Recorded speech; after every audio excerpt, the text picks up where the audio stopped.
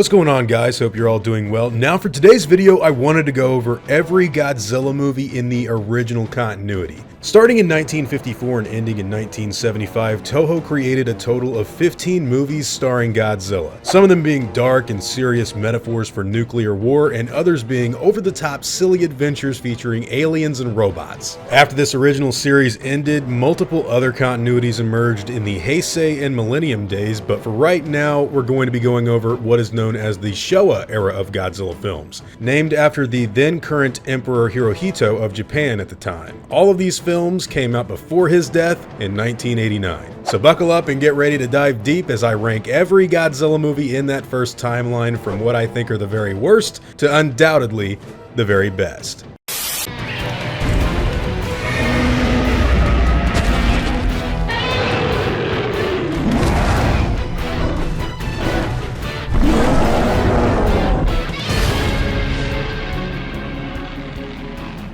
Number 15. All Monsters Attack, also known over here in America for some reason as Godzilla's Revenge. A terrible title because Godzilla doesn't really take revenge at all, and Godzilla's Revenge sounds pretty freaking cool. So the reason this is ranked as the worst Godzilla film in the original continuity to me is because of its excessive use of stock footage and really goofy ideas, and honestly just because I think it's a very lame movie. Basically, it has Godzilla's son talk to this kid that's getting bullied, and he stands up for himself, and so does Godzilla's son against this new frog toad monster named Ghidorah, and Godzilla just, says that little Godzilla should fight his own battles. Anyways, as lame as all that stuff sounds, the excessive use of stock footage from other Godzilla movies that is in this film is just egregious. It's really poor filmmaking in my opinion, and they couldn't even film new monster stuff to put in the movie. It's sad, pathetic, and not exactly something that I really think is great, although it was directed by Ishiro Honda, who directed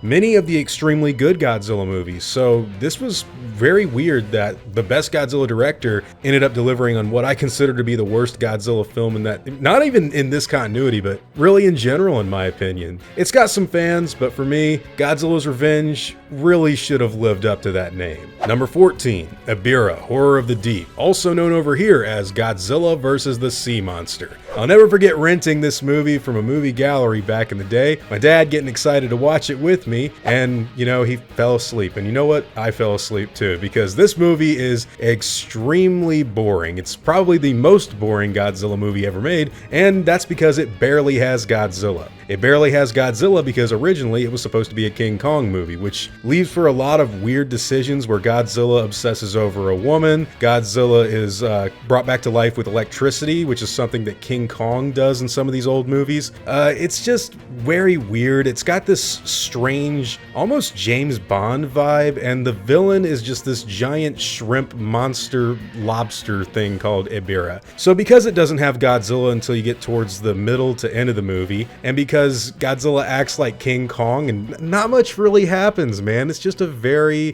dull film in my opinion. It does have some cool sets and miniature work, and I do like the fact that Godzilla does original things here, but yeah, I gotta rank it pretty low because, again, Godzilla vs. the Sea Monster sounds too cool to be the name of this movie. Number 13, Godzilla vs. Megalon, one of the most well-known Godzilla movies ever made, and it's got an incredibly funny battle. It's hilariously bad, and it's got this really cheesy robot named Jet Jaguar who shows up in the movie. So this movie was so all over the place and popular because it got a lot of exposure in America back in the 1970s. I think John Belushi even he sat down and introduced the movie when it came on TV for the first time wearing a Godzilla suit. It was hilariously bad when it came out, and I think it's hilariously bad now. Godzilla does his famous drop kick attack. He shakes Jet Jaguar's hand. He takes off with Jet Jaguar while he's on Jet Jaguar's back. There's a part where the Eastern Island alien people who actually control Megalon, they ask some other aliens, hey, can we borrow one of your monsters to fight Godzilla with? It's just ridiculous. Megalon is cool though. He's a giant cockroach thing with drills for hands. But yeah, as a movie, if you really like the really cheesy and hilariously bad Godzilla films and you get drunk watching them, you're probably gonna love this one. Me, I have a little bit better taste.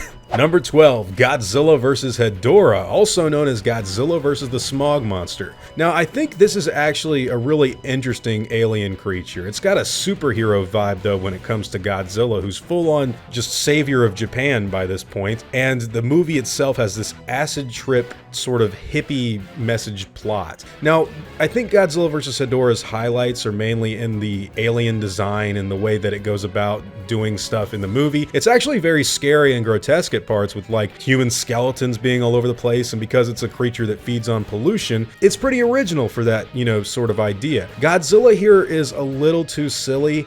He flies by shooting his fire atomic breath and like launching off into this really goofy superhero sort of flight. Not only does he fly, he like flies after Hedorah. So it's just goofy and strange. It's very original though. I will give it that. I think Godzilla vs. the Smog Monster does live up to its name. I think it is an interesting movie that a lot of people will enjoy, and I think it's a fun older Godzilla movie from the 70s that, while obviously isn't the greatest thing ever made, you can appreciate what it was trying to do. It's very different, not exactly the best, but you know what? I like the way it turned out. Number 11, Godzilla vs. Mechagodzilla, also known as Godzilla vs. the Bionic Monster, also known as Godzilla vs. the Cosmic Monster. So the reason this movie has so many names is because when it came out in America, I think they called it the Bionic Monster, and then the $6 Million Man got like really mad because, hey, they're bionic and they're gonna sue you, so oh shit, we better change the name to Cosmic Monster. Anyways, it's Godzilla vs. Mechagodzilla, one of the most iconic villains ever. It's got a really stupid backup monster plot though with King Caesar.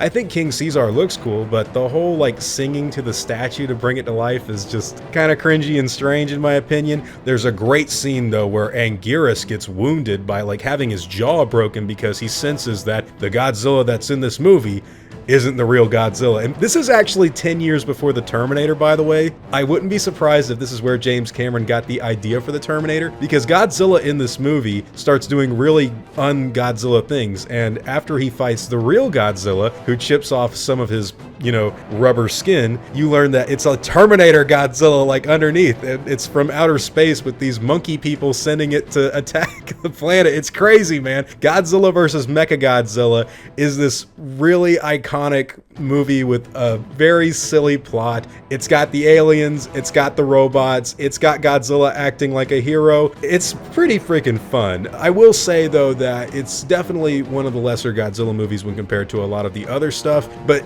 you gotta admit, iconic monster in Mechagodzilla, and honestly, it's the Terminator Godzilla. It's pretty freaking cool. Number 10, Godzilla vs. Gigan, also known as Godzilla on Monster Island. Now, what's really interesting about this movie is, for a long time, I thought it wasn't that great, and it was one of the original Godzilla movies that I grew up with back in the 90s. I will say this right off the bat, it's better than you think.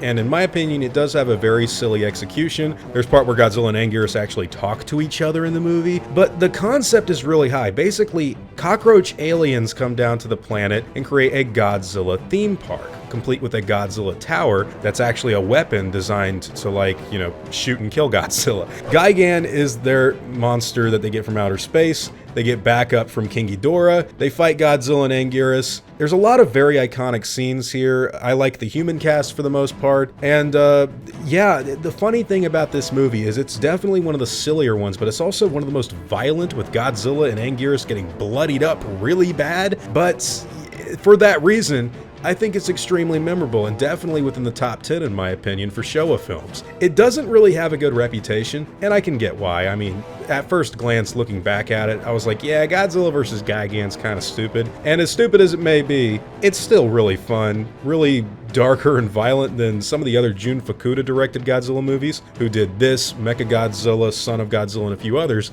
It's just a pretty good film in my opinion on the Godzilla tier list, and one that I definitely think people that are easing into this are going to have a lot of fun with. Number 9, Terror of Mechagodzilla. So this movie has a much darker tone than the first Mechagodzilla film. It's a much better made movie, and it's got this great dinosaur sidekick that's way better than King Caesar in Titanosaurus. This was not directed by Jun Fukuda, it was directed by Ishiro Honda, one of the original Godzilla greats, and Yeah, it's a much better film.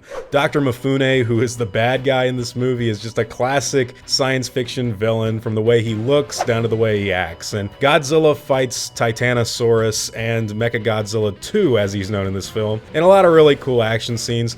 There's great pyrotechnics and battle sequences where they're attacking the city and blowing it up. It's like a better version of Mechagodzilla. Anything with dinosaurs in it, by the way, it's immediately going to get liked by me. That leads us to number 8, Ghidorah, the three-headed monster, which over here we called Ghidra for some reason. So this movie, again, iconic villain introduction with Ghidorah. It's the first time we ever see Godzilla in more of like a hero stance in this film, and it's very, very memorable. Basically, most of this movie is actually a mystery of what Ghidorah is going to be, even though it's in the title. It's a three-headed dragon monster, but you don't see him towards, until you get to the end of the movie. Most of the movie is actually Godzilla versus Rodan, and they just freaking hate each other, and while they're beating the shit out of each other, the last surviving Mothra larva from one of the other movies shows up and tries to convince them both, hey, you gotta fight together to stop the three-headed dragon. And they're like, nah, I hate Rodan. Rodan's like, no, I hate Godzilla, and we both don't like humans. So Mothra goes to fight King Ghidorah by herself, and she gets her ass handed to her, and Godzilla and Rodan are like, hey, you're a fucking asshole. And they get up and start fighting King Ghidorah. It's pretty funny, and it's also pretty cool because you can kind of see how Godzilla became a hero in these movies. He's still a dick in this one, but it's kind of, you just gotta watch it, man. Godzilla and Rodan really hate each other, and it's hilarious watching them actually laugh at each other when one of them has something bad happen to him. Number 7, Invasion of Astro Monster, also known as Godzilla vs. Monster Zero, a much better and cooler title. So this is the first Godzilla movie where we get introduced to actual legit aliens on screen. Aliens from the Planet X. And on Planet X, Nick Adams is an astronaut with some other guy who land there and try to figure out what's going on. They find out that one of them gets kidnapped. They're like, ah, crap, man, we gotta get out of here. And then you got these aliens with these 1980s sun visors on. They're holding King Ghidorah hostage. They won't tell you though, because this movie's crazy, man. They have to get permission from the Earthlings to go steal Godzilla and Rodan with some pretty cool special effects. Godzilla and Rodan go to Planet X. I don't know how they're surviving without any oxygen, by the way, but they fight King Ghidorah, and then King Ghidorah goes to Earth because, of course, the aliens' plans was just to get rid of Godzilla and Rodan so they could use King Ghidorah to take over the world. But then Godzilla and Rodan come back, and it's pretty cool. It's basically a better version of Ghidorah, the three-headed monster. I really like both of the movies, but this one's way more fun and way wackier. It's a little more serious too. Nick Adams, he played it pretty straight, and Godzilla in space. We went there pretty quick, didn't we? Number 6, Son of Godzilla. So this movie has a very underrated dynamic, in my opinion, between Godzilla and his son. It knows what it is, which is a funny and fun adventure movie. It's geared towards younger audiences this time. It's got a very fun jungle vibe, and the creatures are all kind of bugs. There's these giant praying mantis and a giant spider. Godzilla and his son do a lot of really funny things. There's a lot of father-son dynamic in a very cutesy way. It's funny because usually when Godzilla goes down this route, I don't really like it, but this is a genuinely sweet movie. It's very funny. Watching Godzilla threaten to smack his kid is it's just pretty endearing and kind of, I don't know, there's something about Son of Godzilla. I rewatched it recently and I really didn't expect to like it as much as I did. It almost made the top 5. I really do think if people are trying to get into Godzilla and they keep in mind that, which a lot of people don't know this, sometimes the Godzilla movies, as stupid and dumb as they can be, they're aware of that. And this movie's totally one of those examples of it being yeah, we're literally just having fun. You're gonna watch Godzilla beat the shit out of giant praying mantises, and even the characters on the screen are like, oh my god, it's like watching wrestling. This is a pretty fun one, guys. I actually really highly recommend it.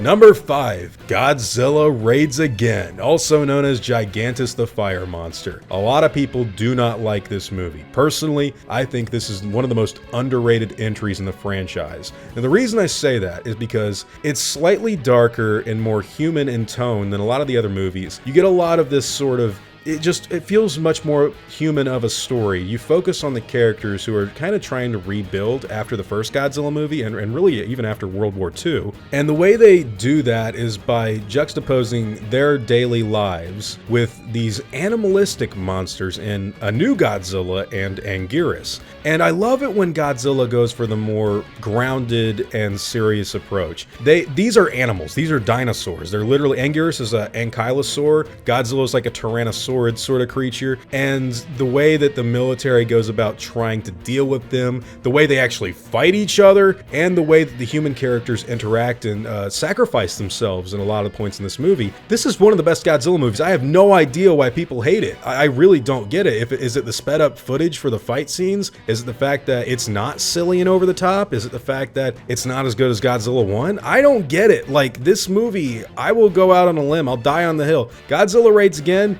one of the most underrated Godzilla movies. I know I'm the minority here when I say I like the more animalistic and serious approach, but dude, honestly, this is why I thought Godzilla in 1998 was nowhere near as bad as some people made it out to be. If you compare that movie to a lot of these Godzilla films, the 98 movie's better, man. I really think Godzilla Raids Again, for having that grounded tone and for having really memorable human dynamics and characters, is just, dude, it's a good movie. Moving on to number 4, Destroy All Monsters. So this movie has a really awesome battle sequence towards the end. Everybody knows about it. It's a big badass battle royale with King Ghidorah, Gorosaurus, Mothra, Godzilla, Manila, Rodan, Varan, Manda. There's like all kinds of stuff going on here. Anguirus looks badass. This is one of the best Godzilla movies ever made. It's actually one of the best science fiction movies of the 60s as far as like memorableness goes. It's just great. It's got this awesome spaceship that they created for the movie.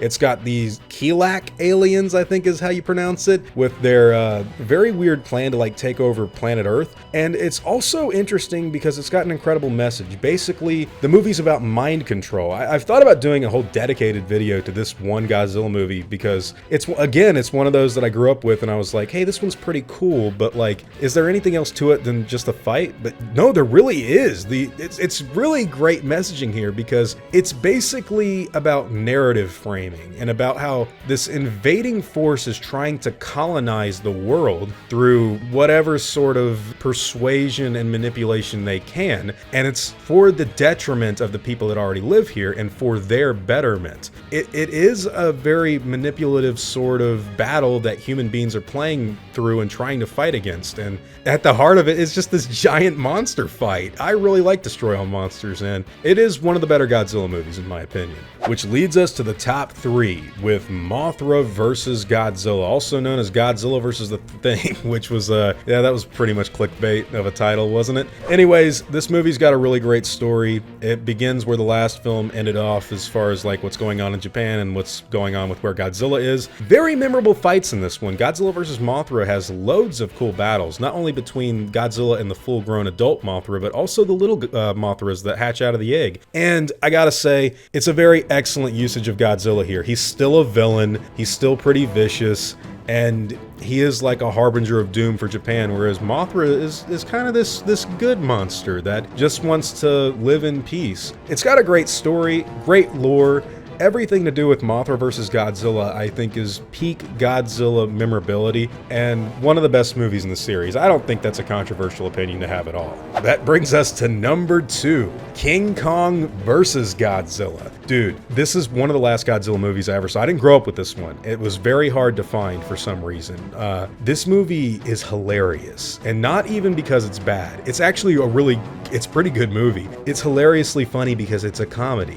And it knows it's a comedy, and I can't get over, dude, this movie it's just great. It's got excellent battles where King Kong gets his ass beat, bro. Like, there's no way he could ever fight Godzilla, and he knows it, and the characters know it, and he's like the underdog of the movie, and when they actually do have their final battle at the end, it's monster movie greatness. I can't highly recommend this enough. If you've seen Godzilla vs. Kong, please go back and watch King Kong vs. Godzilla. You will laugh, you will have a great time, and I'm not kidding. I'm shocked that this movie took me so long to watch. Ishiro Honda made it, which is crazy because that leads us to number one, the greatest Godzilla movie of all time, the 1954 original, which over here in America was released in 1956, called Godzilla King of the Monsters. So, it's the very best movie, dark nuclear metaphor message for Godzilla. It's badass iconic 1950s legendary status with the Dr. Serizawa character. He's got an eye patch. He creates a weapon called the Oxygen Destroyer. Godzilla is a force of nature to be reckoned with. He burns Japan alive. There's some stop motion used for Godzilla's tail and other things like that. It's a really good movie. I love the fact that here Godzilla is treated as an animal like he was in Godzilla Raids Again. There's a paleontologist in this movie that makes it very clear this is a dinosaur from a very long time ago. He's back. He's here to destroy Japan. It's great. This movie is the best Godzilla movie ever made, and it's not just because it's the first, but because it actually takes itself very seriously and deals a lot in what Japan as a people were going through post-World War II,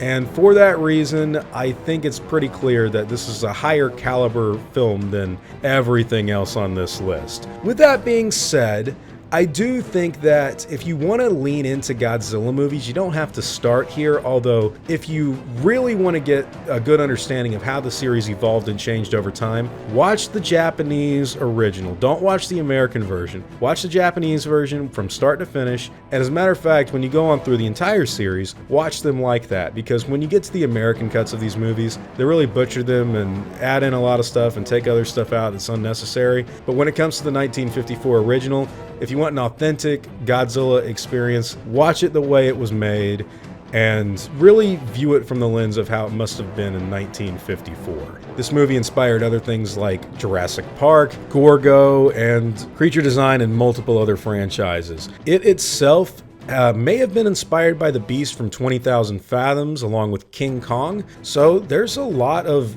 just monster movie lore and history built into this original film. And what do you expect? Of course this movie's going to be at the top of the list. What do you want from me? But with all that being said, those are my basic thoughts on every Godzilla movie in the Showa era, or original continuity from way back in the day. These weren't exactly reviews, but just kind of a ranking of how I personally think they hold up along with everything else in this little series. But hey, those are all just my own thoughts on this particular subject matter. One day I'll get around to doing the other continuities, but for right now, I'd like to hear what all of you guys have to say. What did you think about my list? What is your list of the top 15 Godzilla films in this little timeline? And which one of these have you seen and which ones haven't you seen? Whatever your thoughts and opinions happen to be on these very old Godzilla movies, I'd love to hear them in the comments down below.